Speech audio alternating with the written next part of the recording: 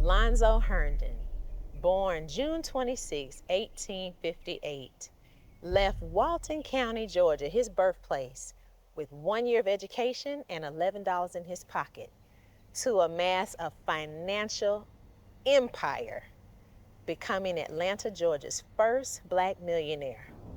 There is so much to unpack on this episode of Yo, Did You Know?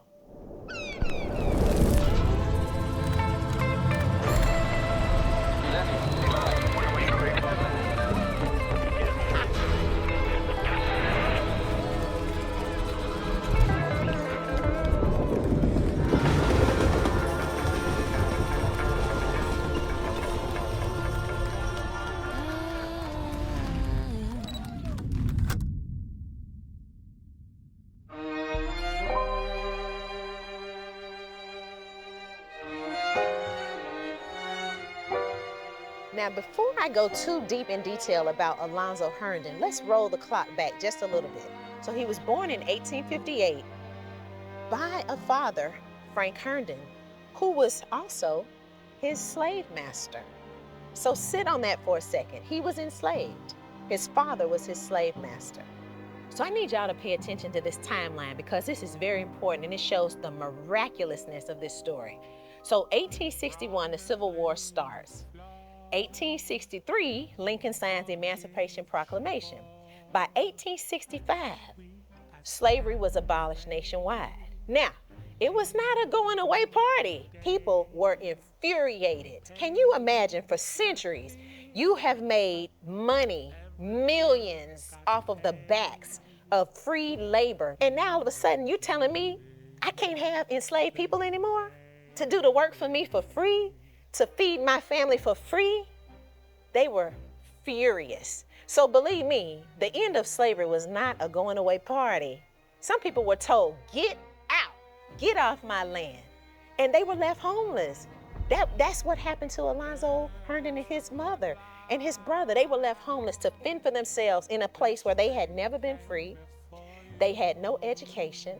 They had no money.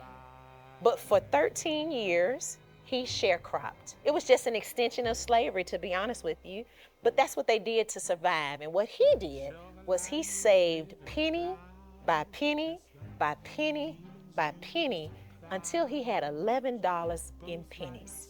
And he took that $11, left Walton County, Georgia, to start a new life when he was 20 years old. So he ended up down in Sonoy, Georgia, down in Jonesboro, Georgia, and he started to learn barbering business. And eventually, in 5 years, had his own barbershop.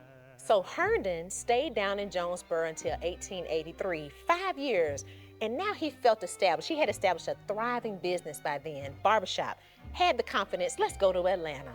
So when he gets to Atlanta, he meets William Daugherty Hutchins, who was a free man of color who bought his freedom as early as 1852. He owned the barbershop, but Alonzo Herndon invested into his barbershop, establishing a home for him in Atlanta. So he went on to establish his own barbershop. It was at 66 Peachtree Street, which you can still go there, and the building is still there. It was called the Crystal Palace, and that became his flagship location. Opulent is an understatement, okay? Then by 1904, he owned 3 barbershops. He was successful. And see, let me take you back. Jim Crow was the new slavery. There was a racial line where they would say, no, we're an insurance company. We're not going to insure Black people. And so they were either declined insurance or charged some outrageous price to be insured. These 2 ministers approached Alonzo Herndon and said, hey, let's invest in this company. It was a Black-owned company by 2 ministers. And let's get the money so that we can make this a new entity. So he decided, yes, let's go. $140 of an investment. And in 1905, the name changed to the Atlanta Life Insurance Company. And perfect timing, because in 1906, there was an Atlanta race ride and his Crystal Palace was damaged severely. That made him think, you know what? It's the perfect time for me to do this insurance business and protect others around me so that now we are protected and covered with insurance. Just years after investing in the Atlanta Life Insurance Company, he had enough money to build one of the most incredible mansions in Vine City's, what they call Diamond Hill. What is Diamond Hill? Well, let's go back to the Civil War.